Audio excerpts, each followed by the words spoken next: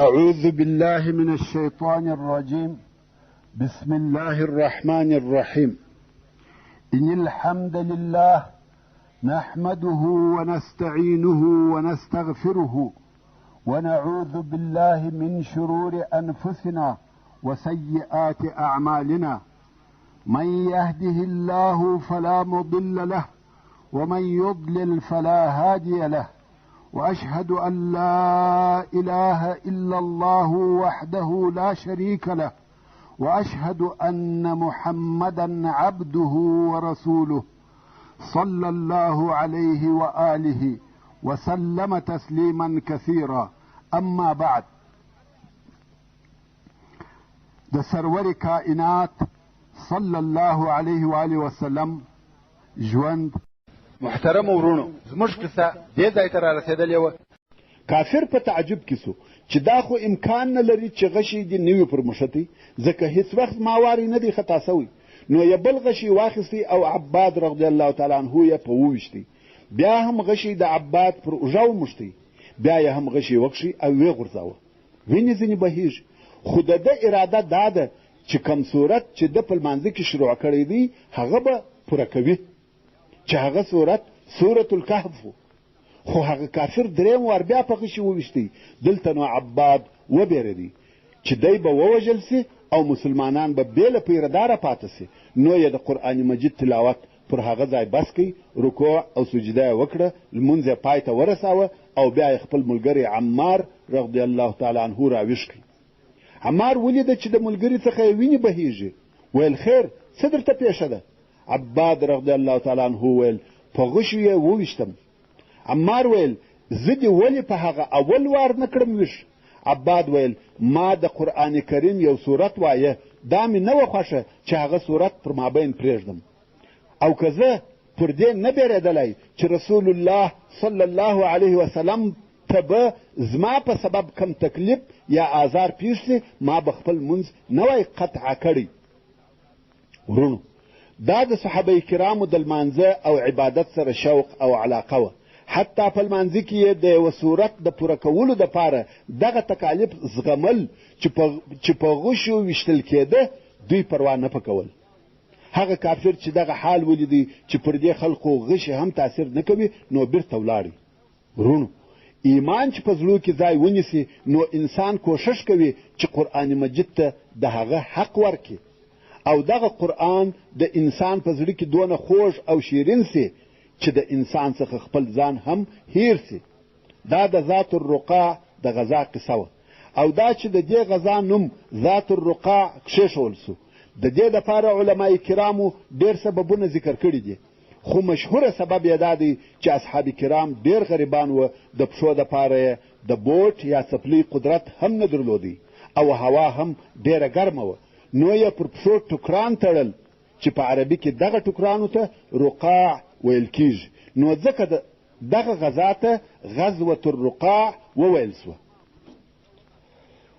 د بدر دوهمه غزا. پس له هغه څخه چې مسلمانانو په دغه ذکر سوو غذاو سره د شاوخوا عربي قبایلو شان او شوکت ورمات کړي، او د هغو شر او حملې د خپلو ځانو څخه منع کړي، اوس بیا د هغه خپل لوی دشمن د مقابلې دپاره تیاری نیسي چې هغه دشمن قریش وه. که ستاسې په یاد وي، کم وخت چې د احد جنگ بې له ښکاره او واضحې کامیابیه د کفارو و پای ته ورسېدی، هلته نه ټول مسلمانان وتښتېده او نه ټول ووژل سوه. کفارو نه بندیان ونیول او نه غنیمتونه یوړه. ابو سفیان د جنگ په آخري لحظو کې ورسول الله صلی الله علیه و آله وسلم ته وویل په راتلونکي کال کې زموږ او ستاسې په بدر کې مقابله ده، او رسول الله صلی الله علیه وسلم هم قبوله کړه. نو دا وعده سوه چې مسلمانان او کفار به په راتلونکي کال کې د جنگ دپاره په بدر کې سره یو ځای کېږي. اوس کال تیر سو او د قریشو سره هغه وعده سوی موعد راورسېدی. نو دا پر رسول الله صلی الله علیه وسلم او مسلمانانو لازمه وه چې د ابو سفیان او د هغه د قوم سره د مقابلې دپاره و بدر ته ووځي، او یو وار بیا د جنگ ژرنده وڅرخوي. دا د پاره د دې چې حاکمیت او قرار و هغه ډلې ته پاته سي چې هغه د بقا او پاته کېدو وړ او لایق وي. چې دغه غزا ته د سیرت په کتابو کې غزوة بدر الثانیه یا غزوة بدر الاخره ویل کیږي. نو د هجرت د 4 کال د شعبان په میاشت کې چې د میلاد 626 کال او د جنوري میاشت و، رسول الله صلی الله علیه وسلم د خپل وعده سره مطابق د 1500 نفرو سره د بدر و طرف ته رهي سو. د مسلمانانو د بیرغ اخیستونکي علي ابن ابي طالب رضی الله تعالی عنه او د مسلمانانو سره په دې لشکر کې فقط 10 آسه ورسره دي. رسول الله صلی الله علیه وسلم د خپل لشکر سره و بدر ته ورسېدی او هلته یې واړول. د کفارو د لشکر د راتګ په انتظار دی. مګر ابو سفیان دا وار د 2000 مشرکانو سره د مکې مکرمې څخه راووتی او 50 آسه ورسره دي. خو ابو سفیان بیریږي، خاصتا چې هغه خبرونه یې اوریدل چې رسول الله صلی الله علیه وسلم شاوخوا نورو قبایلو ته وروځي او هغه قبیلې تښتي او مسلمانان غنیمتونه ځنې وړي. نو ابو سفیان اصلا د مکې مکرمې څخه د بیرې سره راووتی تر څو چې ومجنه ته ورسېدی او هلته یې واړول. مجنه یو اوبه وې چې د مکې مکرمې څخه د 1 ورځې د تګ پر اندازه لرې وې. اصلا ابو سفیان د مکې مکرمې څخه ورخطا راوتلی و. د مسلمانانو سره د جنگ په نتیجه کې فکر کاوه. کرار یې نوره هم بیره په زړه ننوتل تر څو چې د ده پر ټولو حواسو بیره غالبه سوه. اوس چې عصفان ته نږدې سو، هغه عزم او اراده یې په کلي ډول سره مات سوه. اوس د بیرته ګرځېدو دپاره یوه حیله او بهانه جوړوي. نو د خلقو په مابین کې ودرېدی او ویل یا معشر قریش، د جنگ کولو دپاره آباد او باراني کال پکار دی چې حیوانات و واښه او بلګونه وخوري او تاسې د حیواناتو شیدې وچښئ. خو دغه اوسنی کال وچ او بې بارانه دی. درځئ چې بیرته وګرځو. اوس د جنگ دپاره مناسب وخت نه دی. داسې معلومېده چې د مشرکانو د لشکر پر زړو او احساساتو هم بیره غالبه سوې وه، ځکه هیچا د دغه رأی مخالفت ونه کوي او هیچا د مسلمانانو سره پر جنگ کولو تاکید او اصرار ونه کوي. ټوله په دغه فیصله راضي وه او د مکې مکرمې پر طرف رهي سوه. مګر مسلمانانو 8 ورځې په بدر کې د بدر د اوبو سره تېرې کړې او د دشمن د راتګ انتظار یې کاوه، خو قریش نه راغله. نورو قبیلو هم ولیده چې مسلمانان د وعدې ځای ته ورغله، مګر قریش بیرته ولاړه. هلته چې ابو سفیان د بیرته ګرځېدو په فکر کې و او نه غوښته چې خلق په دغه بیرته ګرځېدو پیغور ورکړي، نو غواړي چې د ده تر بیرته ګرځېدو د مخه داسې یو کار وکړي چې رسول الله صلی الله علیه وسلم بیرته وګرځي. نو یې نعیم ابن مسعود چې د اهل مکې څخه و او تر دغه وخته پر هغه خپل شرک و رسول الله صلی الله علیه وسلم ته ورولېږي چې رسول الله صلی الله علیه وسلم په خبرو وبېروي. نعیم ابن مسعود ورسول الله صلی الله علیه وسلم ته ورغلی او ویل ابو سفیان ډېر لوی لشکر جوړ کړی دی، 3000 نفر یې سره یو ځای کړي دي چې ټوله سپاره او مسلح دي، داسې او داسې غواړي چې رسول الله صلی الله علیه وسلم وبېروي. مګر رسول الله صلی الله علیه وسلم د ټولو خبرو په جواب کې ورته وویل زه په انتظار یم. د ابو سفیان دغه کار هم فایده ونه کړه او رسول الله صلی الله علیه وسلم 2 ورځې هلته په بدر کې پاته سو تر څو چې ټولو عربو دغه خبر واورېدی چې مسلمانان پر خپل موعد بدر ته ورغله، خو ابو سفیان او قریش نه ورغله، چې په دغه طریقه سره اسلام او مسلمانان قوي معلوم سوه او د مسلمانانو څخه بیره او هیبت نور هم د کفارو په زړو کې زیات سو. په دغه غزا کې کومه خاصه واقعه نه سوه پیښه بې له دې څخه چې د هغه قبیلو څخه چې دلته اوسېدلې چې هغه د بني زمره قبیلې وې، یو نفر چې د دغه قبیلو مشر او رئیس و او نوم یې مخشي ابن عمرو الضمري و، چې موږ یې د مخه بیان درته کړی دی چې د ده او د رسول الله صلی الله علیه وسلم په مابین کې د صلح او نه تعارض معاهده سوې وه. اوس چې رسول الله صلی الله علیه وسلم 2 ورځې دلته تېرې کړې، نو دغه مخشي چې د دغه قبیلو مشر و رسول الله صلی الله علیه وسلم ته ورغلی او په ډیره بېادبي سره یې رسول الله صلی الله علیه وسلم ته وویل یا محمد ته د قریشو سره د جنگ دپاره زموږ اوبو ته راغلی یې چې د خبرو مقصد یې دا و چې ته څنګه زموږ بې اجازې دې ځای ته راځې رسول الله صلی الله علیه وسلم وفرمیل هو که دې خوښه وي هغه ستا عهد او جوار به بیرته و تا ته درکو او جنگ به در سره وکړو مخشي په دې خبره سره وبېرېدی ویل یا محمد صلی الله علیه وسلم و دې ته ضرورت نسته چې هغه زموږ عهد مات سي زه پر هغه خپله وعده یم دا د اسلام شان او شوکت عزت او هیبت و چې ورځ په ورځ زیاتېدی او خلک ځینې بیریږي د دومة الجندل غزا رسول الله صلی الله علیه و وسلم د بدر څخه بیرته مدینې منورې ته ولاړی په ټوله اسلامي منطقه کې یو وار بیا امن او سلامتیا قائمه سوه اسلامي دولت په امان او اطمینان سره شپې او ورځې تېروي دلته نو رسول الله صلی الله علیه وسلم و دې ته فارغه سو چې د عربو و هغه لیرو حدودو ته متوجه سي د پاره د دې چې د مسلمانانو تسلط او سیطره زیات سي او د مسلمانانو په موقف دوستان او دشمنان اعتراف وکړي د بدر د دوهمې غزا 6 میاشتې تېرې سوې او رسول الله صلی الله علیه وسلم په مدینه منوره کې دی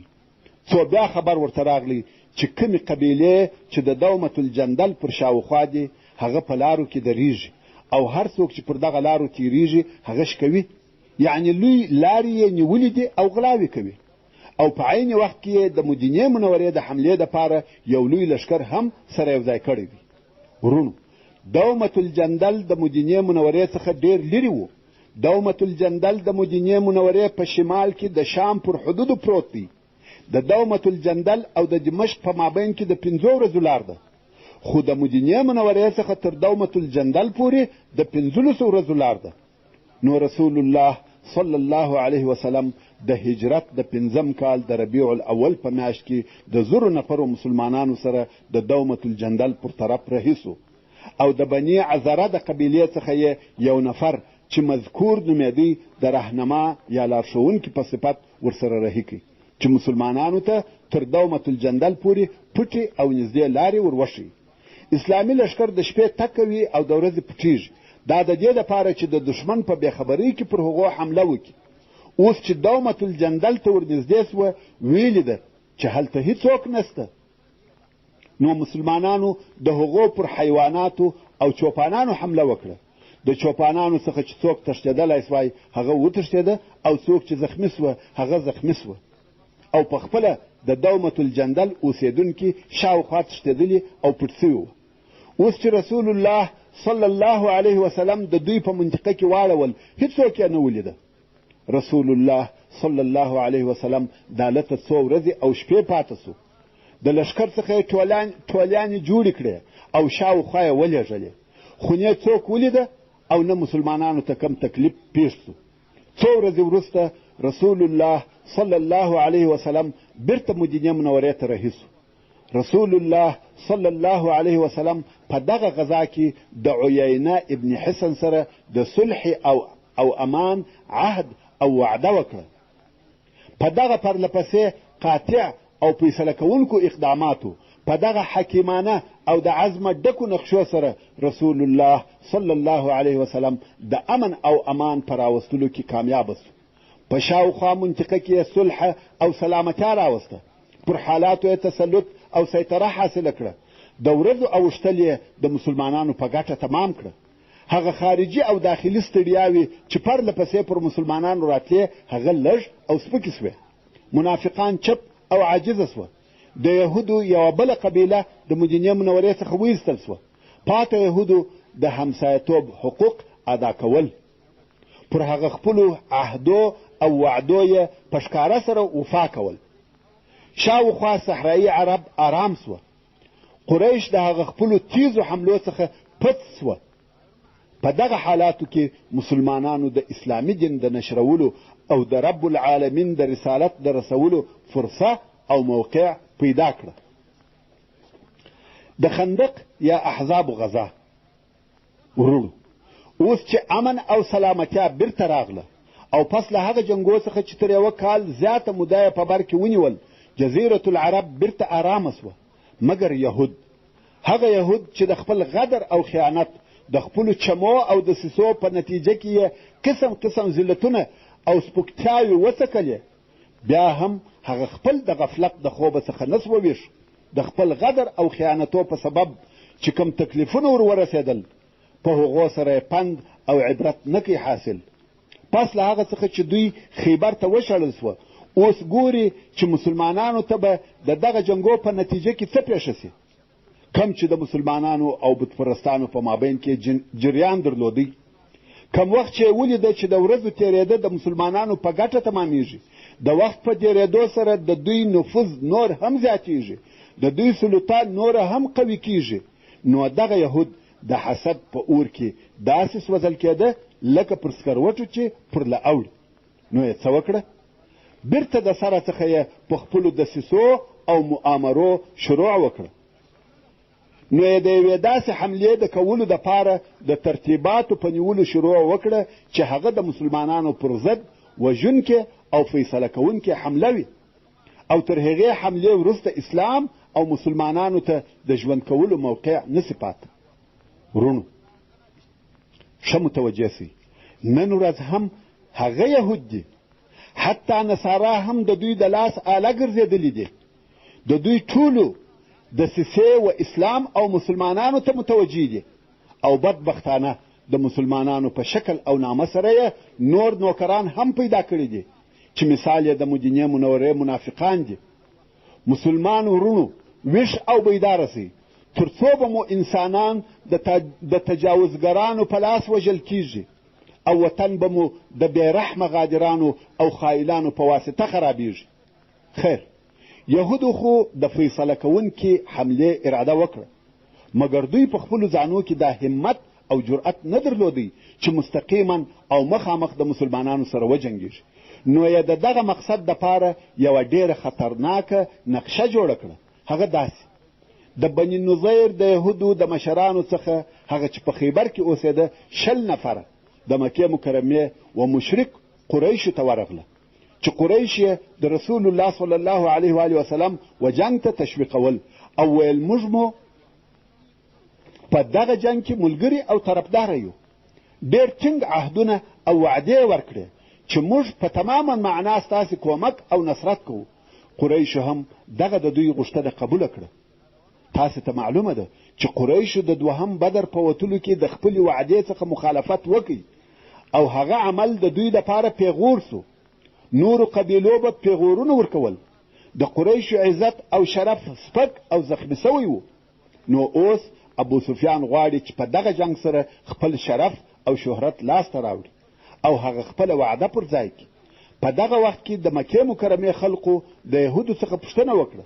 چې تاسې خو اهل کتاب یاست او تاسې ته آسماني ادیان در معلوم دي نو تاسې موږ ته ووایاست چې د محمد صلی الله علیه وسلم دین ښه دی که زموږ دلته نو یهودو لعنت الله علیهم هغه خپل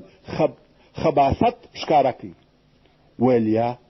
ستاسې دین د محمد صلی الله علیه وسلم تر دین ښه او بهتر دی سبحان الله تاسې فکر وکړئ شرک او د بتانو عبادت د یوه الله عز وجل تر عبادت ښه او بهتر بولي حال دا چې د یهودو د دین اساس هم پر وحدانیت ولاړ دی دا د هغه دشمنۍ تاثیر دی چې یهود د اسلام او مسلمانانو سره لري خیر قریش د جنګ کولو دپاره راضي سوه بیا نو دغه د یهودو ډله وغطفان ته ولاړه غطفان خو هغه څوک دي چې رسول الله صلی الله علیه وسلم د هغو منطقې او قبیلو ته ورغلی و او دوی وتښتېدل نو اوس یهود دوی هم و هغه څه ته راوبلل چې قریش یې بللي وه غطفان هم موافقه ورسره وکړه د یهودو ډله بیا د بني سلیم و قبیلو ته ورغله هغو هم دا ورسره خوښه کړه د یهودو مشران د عربو پر مختلفه قبیلو لکه بنو فزاره بنو مره بنو اشجع بنو اسد د حبشانو قبیله او نور مختلفې قبیلې پر دغه ټولو قبیلو وګرځېده او د مسلمانانو و جنګ ته یې رابولي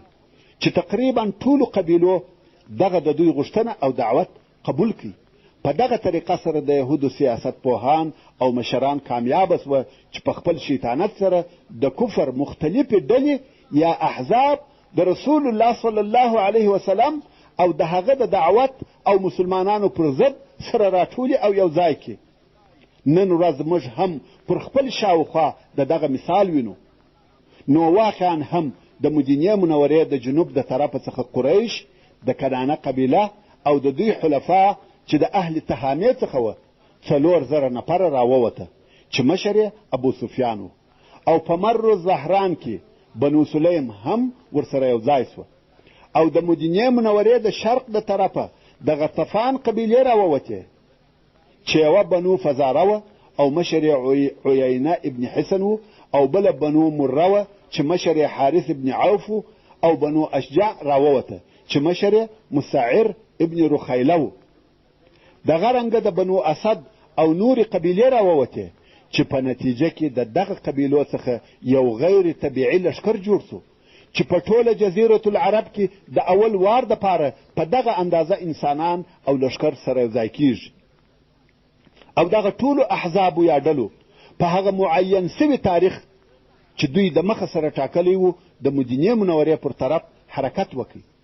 پس له څو ورځو دغه جنګي لښکر چې شمېر یې 1,000 نفرو ته رسېدی د مدینې منورې پر شاوخوا سره یو ځای سو. سبحان الله، شاید د دغه لښکر شمېر او عدد تر هغه ټولو انسانانو چې په مدینه منوره کې اوسېده، که نر و که ښځې، که کوچنیان و که لویان، که زاړه و که ځوانان، زیات و. که چیرې دغه سره یو ځای سوي ډلې او دغه مسلح لښکر په بېخبرۍ سره د مدینې منورې و قلاو ته رسېدلی وای، دا به د مسلمانانو پر کیان او وجود یو داسې لوی خطر وای چې حد او اندازه یې زه نسم بیانولی. ممکن د مدینې منورې ټول انسانان او کښتونه په یوه وار نیست او نابود کړي وای، مګر هلته یو ویښ او بیداره قیادت موجود و چې همیشه بې ګوتې پر هغه غورځېدونکو رګو پرتې وې. د حالاتو معلومات یې کاوه او د حالاتو د خطر اندازې یې سنجولې. دغو لښکرو د هغه خپلو ځایو څخه حرکت نه و کړی چې د مدینې منورې استخباراتو و خپل قائد اعلی صلی الله علیه وسلم ته د دغه خطرناک حرکتو حالات ورسول. رسول الله صلی الله علیه وسلم پوسو چې د دغه ډلو یا احزابو مقصد مدینه منوره ده. نو رسول الله صلی الله علیه وسلم ډیر ژر یو عالی مشورتي مجلس جوړ کړي چې په هغه مجلس کې د مدینې منورې څخه د دفاع پر موضوع خبرې کېدې. پس له هغه څخه چې د مسلمانانو مشرانو او د شورا غړو بحث او مناقشې سره وکړه، پر هغه پیشنهاد یا وړاندیز اتفاق وکړي چې یوه جلیل القدر صحابي حضرت سلمان فارسي رضی الله تعالی عنه تقدیم کړي. سلمان فارسي رضی الله تعالی عنه وویل: یا رسول الله، کوم وخت چې موږ د پارس په مځکه کې وو، موږ یوه حیله او چم درلودی. که به د یوه لوی لښکر د طرفه حمله را باندې کېدل، موږ به دغه حیله استعمالول. رسول الله صلی الله علیه وسلم وفرمایل: هغه کومه حیله وه؟ سلمان فارسي رضی الله تعالی عنه وویل: د خپلې منطقې پر شاوخوا به مو یو لوی خندق وکیندی. رسول الله صلی الله علیه و وسلم وفرمایل چې څنګه خندق؟ ځکه دغه حیله په عربو کې نه وه او نه پیژنده. سلمان رضی الله تعالی عنه د خندق په باره کې تفصیل ورکوي او د هغه په مقصد یې پوه کوي. دا کار یوه ډیره حکیمانه نقشه وه او عربو ته تر دغه د مخه دغه نقشه نه وه ورمعلومه. نو رسول الله صلی الله علیه وسلم ډیر ژر د دغه نقشې په عملي کولو شروع وکړه او هر 10 نفره مسلمانان یې په دې سره امر کړه چې 40 ذراعه خندق بکینی.